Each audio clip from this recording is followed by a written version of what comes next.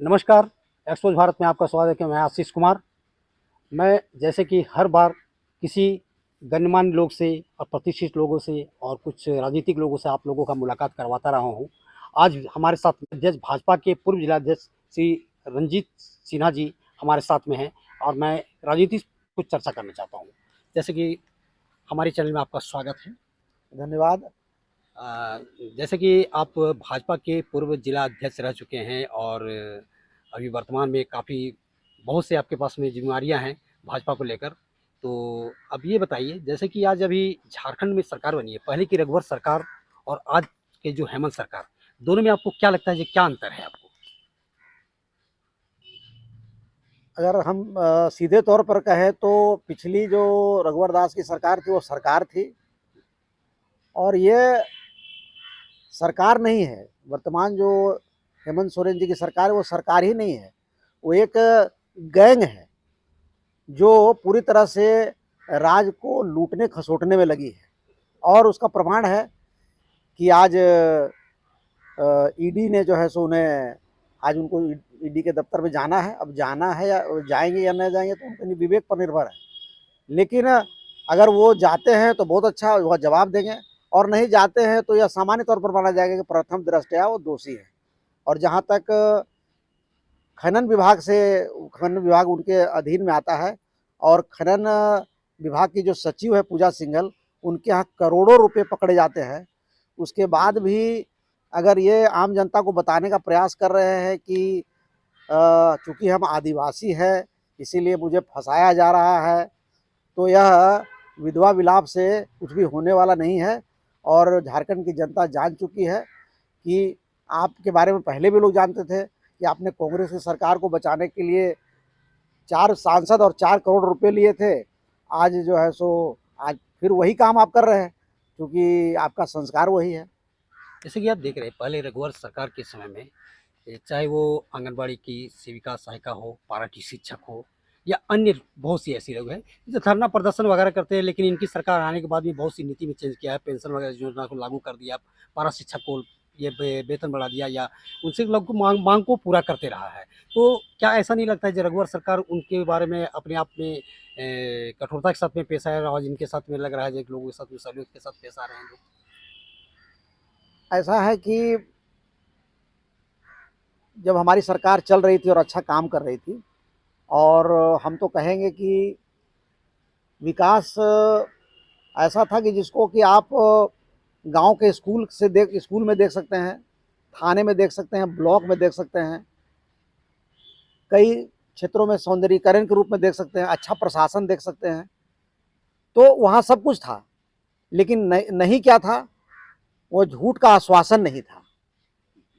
आज हेमंत सोरेन जब हमारी सरकार अच्छा काम कर रही थी, तो इनका जो आरोप लगाने का जो तरीका था वो इतना निम्न स्तर का था कि एक राज्य के मुख्यमंत्री के बारे में ये कहना कि वो बाहरी है, ये फलाने जाति का है, तो इस प्रकार का आरोप लगाना। भाई रघुवर सरकार ने तो स्थानीय नीति तय कर दिया।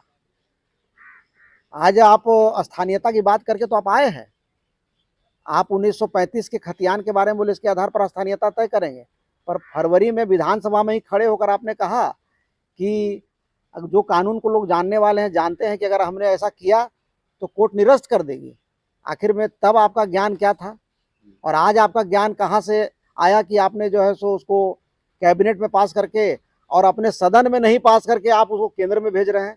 तो जैसे पहले बरगलाने का काम किया, आज भी आम जनता को बरगलाने का काम कर रही है।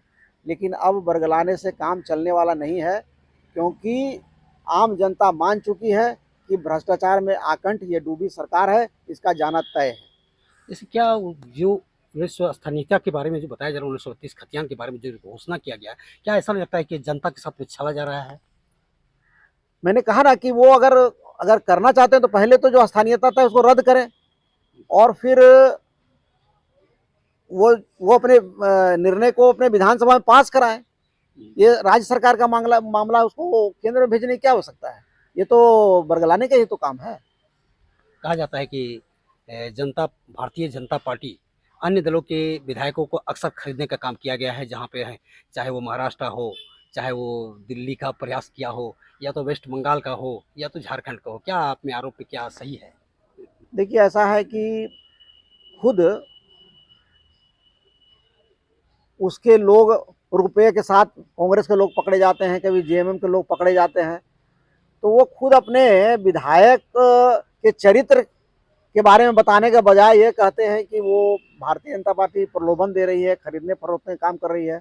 अब जहाँ तक महाराष्ट्र का सवाल है, वहाँ जो वर्तमान जो सरकार थी, वो शिवसेना 3 हिस्से से ज़्यादा टूट गई। तो भारतीय जनता पार्टी क्या कहेगा कि भाई आप ऐसे ही भ्रष्ट सरकार के साथ तुम मिले रहो।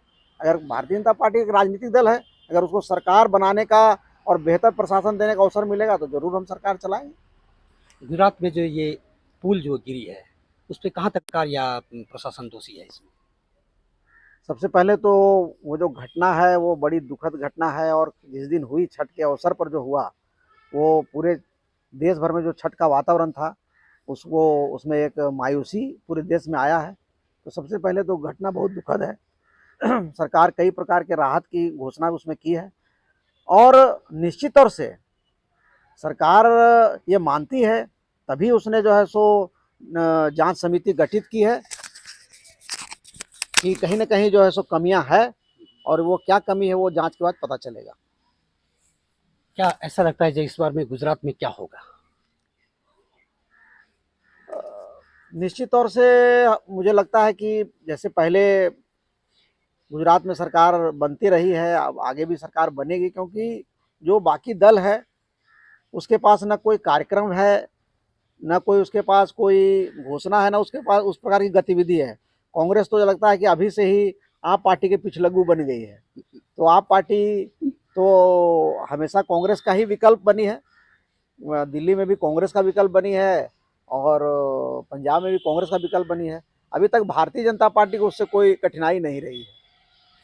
तो अब मैं वापस लौटता हूँ जिस विधानसभा में रहते हैं, उस विधानसभा की बात करें तो जेपी पटेल जो जेएमएम से आकर भाजपा के विधायक बने हैं फिर से, तो ये बताइए जी, उसमें दो फाड़ हमको नज़र आ रहा है यहाँ पे, जैसे कि भारतीय जनता पार्टी के कुछ लोग उनके साथ हैं, कुछ लोग पुराने लोगों के साथ में हैं। तो आपस में जो मतभेद है उसके बारे में क्या लगता है, क्या इससे आगे नुकसान करेगी क्या? वास्तव में मतभेद है नहीं, लेकिन निश्चित है कि वो लंबे समय तक जेएमएम में रहे हैं, और बड़ी संख्या में जेएमएम से कार्यकर्ता उनके साथ आए हैं। तो जो जिस प्रकार का सामंजस्य है, एकाएक आप देखना चाहते हैं वो 100% सामंजस्य बने, वो शायद थोड़ा कठिन है। लेकिन यह तो आप मानेंगे कि जब भारतीय जनता पार्टी ने जेबी पटेल को प्रत्याशी बनाया, तो हम लोगों ने जो है सो उनको जिताने का काम किया। ये ज़रूर है कि चुनाव बड़ा संघर्षपूर्ण हुआ, जबकि उम्मीद थी कि हम बड़े बड़े अंतर से जीतेंगे, लेकिन हम चुनाव जीते। और सुखद बात यह है कि पहली बार इस विधानसभा में कमल खिला। तो मैं समझता हूं कि जो यह अवसर है, यह अवसर आगे भी भारतीय जनता पार्टी के लिए जारी रहेगा। कमल खिला है तो खिलता ही रहेगा। धन्यवाद। जैसे कि आज देख रहे हैं हमारे साथ में पूर्व जिलाध्यक्ष भाजपा के रंजीत सिन्हा जी आए हुए थे, और उन्होंने पार्टी के बारे में और राजनीतिक गतिविधि के बाद झारखंड की सरकार के बारे में जो बातें रखे, आप लोगों की समझ रखे। और चलिए, आपका फिर से एक बार धन्यवाद देता हूं हमारे चैनल में आने के लिए। आपको भी बहुत बहुत धन्यवाद, आपने मुझे अवसर दिया अपनी बात रखने का।